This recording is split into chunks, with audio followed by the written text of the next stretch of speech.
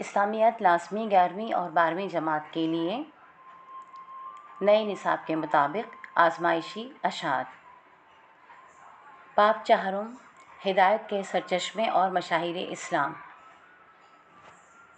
اس میں ہم پڑھیں گے حضرت امام جعفر صادق رحمۃ اللہ علیہ، حضرت امام اعظم ابو حنیفہ رحمۃ اللہ علیہ، حضرت امام مالک رحمۃ اللہ علیہ، حضرت امام محمد بن ادریس شافعی رحمۃ اللہ علیہ اور حضرت امام احمد بن حنبل رحمۃ اللہ علیہ کے بارے میں۔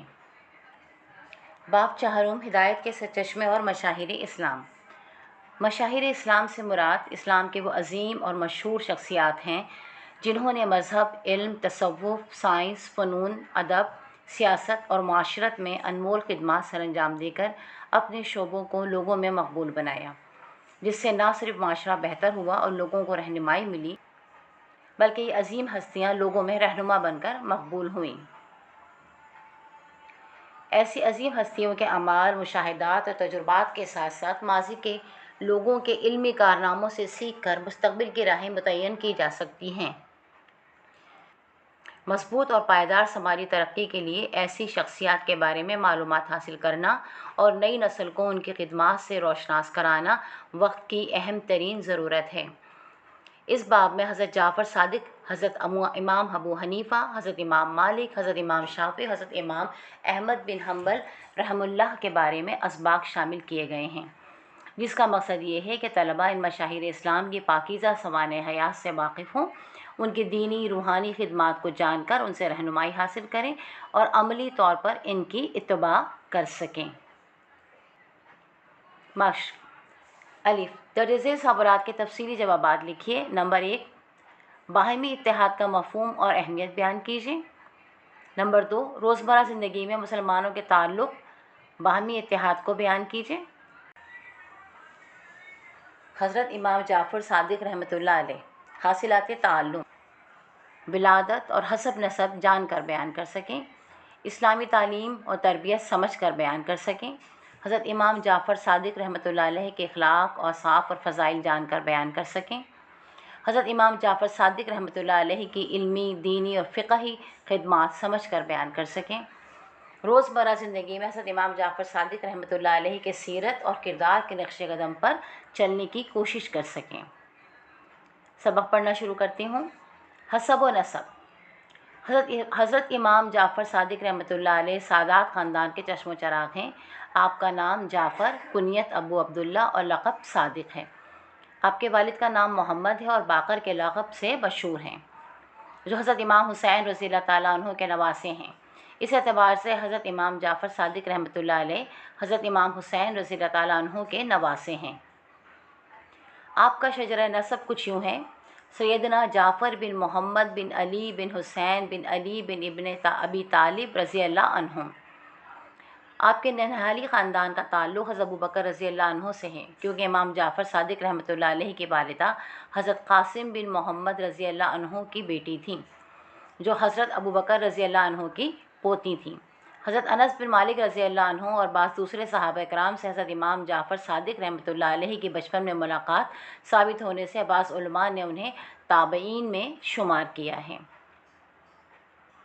تعلیم و تربیت: حضرت امام جعفر صادق رحمۃ اللہ علیہ 17 ربیع الاول سن 83 ہجری کو مدینہ منورہ میں پیدا ہوئے اور آپ نے اپنی تعلیم کا آغاز اپنے والد حضرت امام محمد باقر رضی اللہ عنہ سے کیا۔ 14 سال تک اپنے دادا حضرت امام علی زین العابدین رحمۃ اللہ علیہ کی صحبت سے فیض حاصل کرتے رہے۔ آپ مشہور فقیہ حضرت امام ابو حنیفہ رحمۃ اللہ علیہ کے اساتذہ میں شامل ہیں۔ ایک دفعہ حضرت امام ابو حنیفہ رحمۃ اللہ علیہ سے پوچھا گیا کہ آپ کی نظر میں سب سے بڑا فقیہ کون ہے؟ جواب میں حضرت امام ابو حنیفہ رحمۃ اللہ علیہ نے فرمایا کہ میں نے سیدنا حضرت جعفر بن رحم اللہ علیہ سے بڑا فقیہ نہیں دیکھا۔ اخلاق اور اوصاف اور فضائل: حضرت امام جعفر صادق رحمۃ اللہ علیہ عبادات، زہد و تقوی اور اخلاق میں بلند مرتبہ پر فائز ہیں۔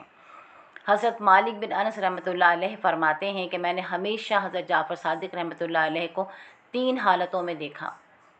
انورٹیڈ کاماز میں لکھا ہے، یا تو وہ روزے میں ہوتے، یا نفل اور قیام میں، یا کثرت سے ذکر میں۔ اس سے زیادہ فضیلت انورٹڈ کاماس کلوز، اس سے زیادہ فضیلت علم، عمل اور تقوی میں نہ کسی کو دیکھا، نہ کسی کو سنا، اور نہ ایسی صاحب فضیلت ہستی کسی کے ذہن میں ہو سکتی ہے۔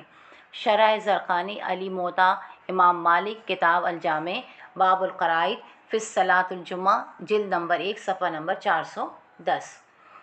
حضور کریم صلی اللہ علیہ وآلہ وسلم سے نسبت کی وجہ سے ثقافت میں آپ سنت کی اعلیٰ ترین مثال ہیں۔ صدقہ و خیرات کے ذریعے لوگوں کو اس قدر نوازتے تھے کہ اہل و عیال کے لیے بھی باقی نہ بچتا تھا۔ ثقافت میں حضور اکرم صلی اللہ علیہ وآلہ وصحبہ وسلم کی سنت کی پیروی کرتے تھے، اپنی حالت قربت کی بھی پرواہ نہ کی۔ سیدنا امام جعفر صادق رحمۃ اللہ علیہ حق بات کہنے سے کبھی نہیں کتراتے تھے۔ ایک دفعہ آپ عباسی خلیفہ منصور کی مجلس میں بیٹھے ہوئے تھے، جو اپنے رعب اور سختی کی وجہ سے مشہور تھا۔ اچانک ایک مکھی خلیفہ کی ناک پر آ کر بیٹھی۔ خلیفہ کی بار بار کوشش کے باوجود وہ واپس آ کر ناک پر بیٹھ جاتی۔ خلیفہ نے حضرت امام جعفر صادق رحمۃ اللہ علیہ سے پوچھا کہ خدا نے اس مکھی کو کیوں پیدا کیا ہے؟ اس پر آپ نے دلیری سے جواب دیا، ظالموں اور جابروں کے غرور اور تکبر کو ختم کرنے کے لیے۔ آپ کا اشارہ خلیفہ کی طرف تھا۔ یہ جواب سن کر خلیفہ خاموش ہو گیا۔ آپ فرماتے تھے کہ دین کے معاملات میں لڑائی جھگڑے سے بچنا چاہیے، کیونکہ اس سے بغض، عداوت، دشمنی اور نفاق جیسی صفات پیدا ہوتی ہیں۔ خدمات۔ حضرت امام جعفر صادق رحمۃ اللہ علیہ نے روایات، حدیث، درس و تدریس، سیاست، سفارت کے علاوہ لوگوں کی ہدایت و رہنمائی کے لیے بھی عظیم خدمات انجام دی ہیں۔ آپ کی زندگی میں مختلف دینی علوم مثلاً تفسیر، حدیث، فقہ، دینیات، طب، فلسفہ اور علم نجوم کا بہت چرچا تھا۔ ساتھ ساتھ فکر و نظریے کے میدان میں مختلف اعتبار سے قرآن و سنت کے خلاف سازشیں بھی ہو رہی تھیں۔ اس وقت حضرت امام جعفر صادق رحمۃ اللہ علیہ تعلیم اور فکر کے لحاظ سے لوگوں کو حق پر لانے کے لیے جد و جہد کرتے رہے۔ علم کے لحاظ سے بڑے بڑے محدثین و فقہا تھے۔ مثلاً اس دور کے بڑے علماء جیسے امام ابو حنیفہ، امام مالک، واصل بن عطا اور امام موسیٰ کاظم رحمہ اللہ علیہ جیسی ہستیاں آپ سے علم کی سعادت حاصل کرتی رہیں۔ طب اور سائنس کے عظیم اسکالر جابر بن حیان بھی ان کے شاگردوں میں سے تھے، جنہوں نے بے شمار ایجادات سے عالم اسلام کا نام روشن کیا۔ حضرت امام جعفر صادق رحمۃ اللہ علیہ نے بے شمار علمی اور دینی خدمات کے ساتھ ساتھ سیاسی فرائض بھی انجام دیے۔ وہ حکمرانوں کو ان کی بدعنوانی، ناانصافی اور غیر اسلامی سرگرمیوں پر تنبیہ کرتے اور عوام کی بہتری کے لیے کوشش کرتے تھے۔ وہ ہمیشہ علمی اور فکری جدوجہد میں مصروف رہتے تھے، مثلاً حدیث کو روایت کرنا، اس کی ترویج کرنا، مسلمانوں کی عقیدہ فکر کے حوالے سے شکوک و شبہات کے خطرات سے حفاظت کرنا۔ ان تمام خوبیوں کے علاوہ ان کا خاندانی حسب و نسب بھی لوگوں میں رغبت اور مقبولیت کا سبب بنا۔ ایک قول کے مطابق یہ سب باتیں خلیفہ وقت کو خطرناک لگیں، جس نے امام صاحب کو زہر دلا کر شہید کروا دیا۔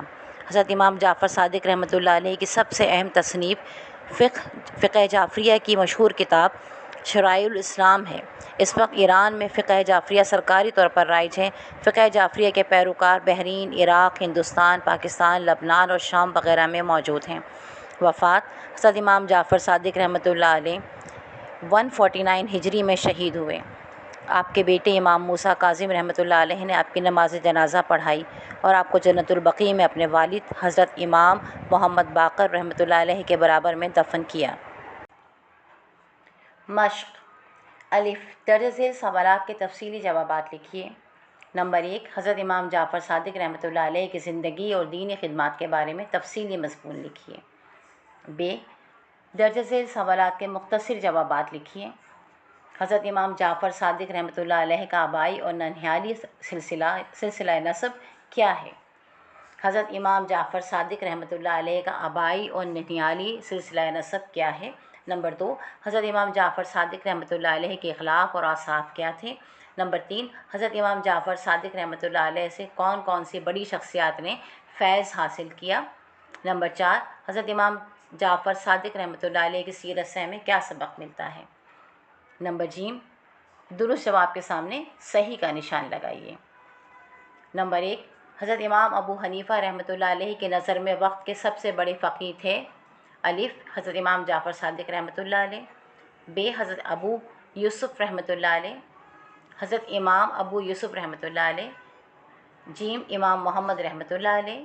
دال، امام ظفر رحمۃ اللہ علیہ۔ ظفر لکھا ہے زے، فے، رے اور پھر رے ساکن۔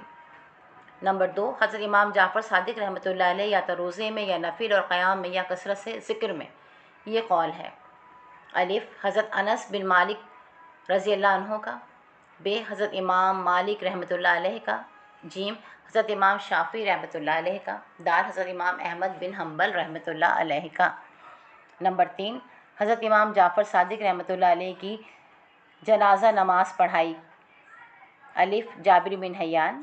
ب، امام موسیٰ کاظم رحمۃ اللہ علیہ۔ جیم، امام ابو حنیفہ رحمۃ اللہ علیہ۔ دال، امام مالک رحمۃ اللہ علیہ۔